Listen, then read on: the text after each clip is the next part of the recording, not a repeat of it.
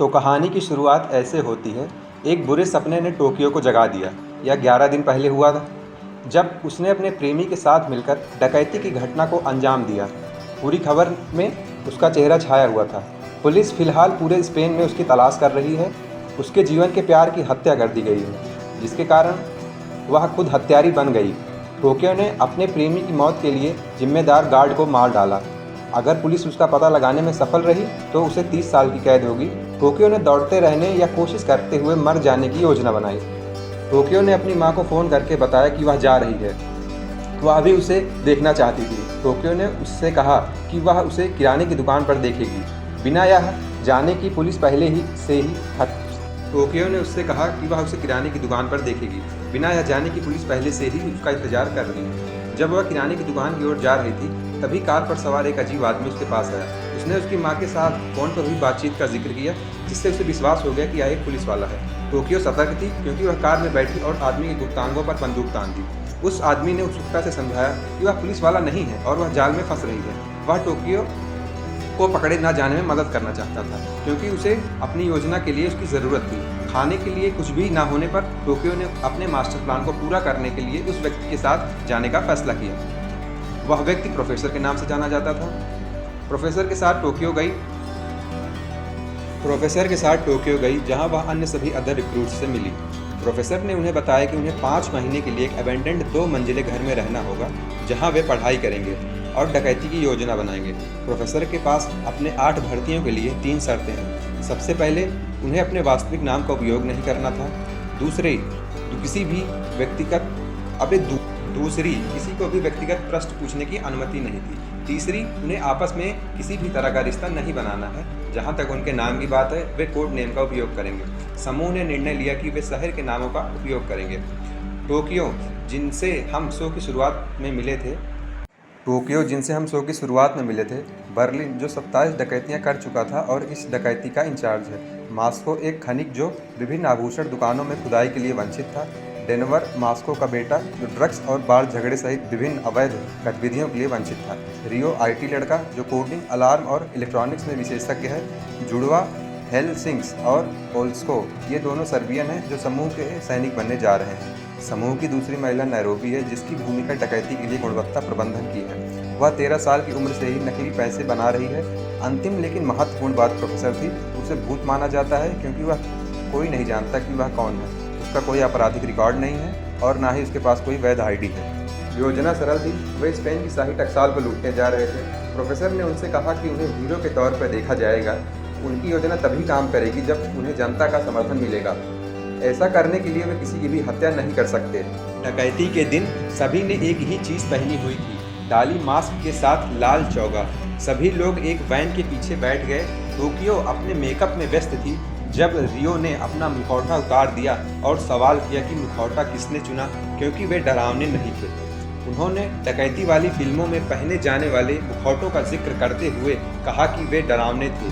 Berlin ने रियो के चेहरे पर बंदूक तान दी और उससे कहा कि बंदूक वाला पागल आदमी ज़्यादा डरावना होता है। चीज़ें हाथ से बाहर होती जा रही थी। मॉस्को ने हस्तक्षेप किया और बर्लिन से कहा कि वह जो कर रहा है उसे रोक दें। डेनवर ने अंदर जाकर पूछा कि नकाब वाला लड़का कौन है। उसके पिता ने जवाब दिया, डाली एक बहुत अच्छा स्पेनिश पेंटर। डेनवर ने बताया कि बच्ची की गुड़िया अधिक डरावनी होती है। उसे विश्वास नहीं हो रहा था कि वे एक प्रसिद्ध स्पेनिश चित्रकार की तरह बैंक लूट रहे थे। उन्होंने गूफी, प्लूटो, मिकी माउस जैसे गुड़िया पात्रों को निर्दिष्ट करना जारी रखा। डेनवर यह विचार लेकर आए कि हथियार और बच्चों के कार्टून एक साथ नहीं चल सकते। उन्होंने आगे कहा कि जो कोई भी इन मुखौटों के साथ बैंक में प्रवेश करेगा उसे पागल के रूप में देखा जाएगा, इसलिए यह और भी डरावना होगा। बर्लिन ने सुझाव दिया कि यीशु का मुखौटा उन सभी में सबसे डरावना होगा, क्योंकि वह सबसे निर्दोष व्यक्ति है। टोक्यो और नैरोबी अविश्वास में थे, क्योंकि पुरुष अपने मुखौटों पर बहस करते रहे। जैसा कि टोक्यो बताता है, एक महिला शादी के लिए जूते चुनने में 2 दिन तक बिता सकती है, लेकिन डकैती के लिए मुखौटों पर बहस करने में 1 मिनट भी नहीं। थोड़ी देर बाद उनकी वैन एक अज्ञात स्थान पर पहुंची और सभी लोग अपने निर्धारित स्थान पर बैठ गए। क्योंकि वे अपनी डकैती का पहला चरण शुरू करने की तैयारी कर रहे थे। हम देखते हैं कि एक महिला शौचालय में बैठी हुई है और उसके हाथ में गर्भावस्था परीक्षण प्रतीत होता है। हम मानते हैं कि वह बैंक की कर्मचारी है। टोक्यो ने बताया कि डकैती से पहले वह उन लोगों के बारे में सोच रही थी जिनका जीवन उनकी योजना से प्रभावित होगा। प्रोफेसर ने उन्हें बताया कि विस्फोटकों के साथ बैंक में प्रवेश करने का एकमात्र रास्ता वाटरमार्क पेपर रोल ले जाने वाला ट्रक था, जिसका उपयोग पैसे छापने के लिए किया जाता था। ट्रक की साप्ताहिक डिलीवरी निर्धारित है, जिसका मतलब कि हर कोई जानता है कि वह बैंक जा रहा है, इसलिए किसी को भी कुछ संदेश नहीं होगा। इसलिए यह डकैती का पहला चरण है, उनका प्रवेश बिंदु है। टोक्यो ने बताया कि स्पेन में दोहरी सुरक्षा स्कॉट वाली किसी भी चीज़ की कड़ी सुरक्षा की जाती है और यह बेहद महत्वपूर्ण है।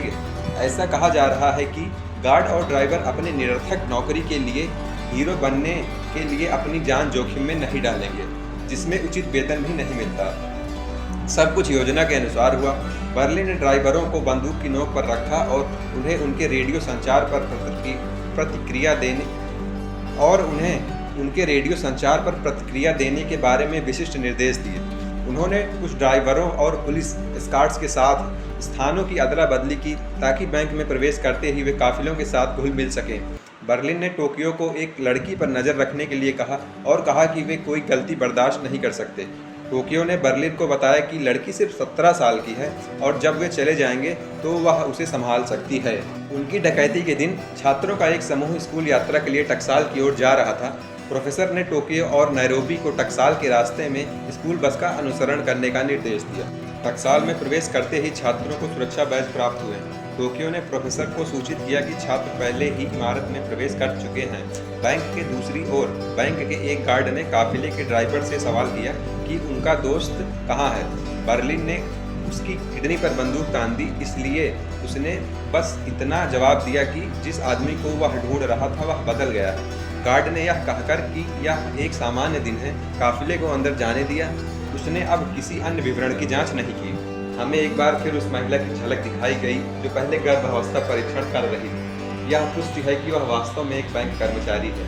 वह एक ऐसे व्यक्ति से बात कर रही है जो उसका प्रेमी प्रतीत होता है और वह उससे फुसफुसाता है कि वह उसके पास रहते हुए सांस नहीं ले सकता। उसने उससे कहा कि वह सांस लेता रहे क्योंकि 9 महीने में उसकी सांसें बंद हो जाएंगी। वह आदमी आश्चर्य से देखता है। उसने जो सुना उससे वह हतप्रभ लग रहा है।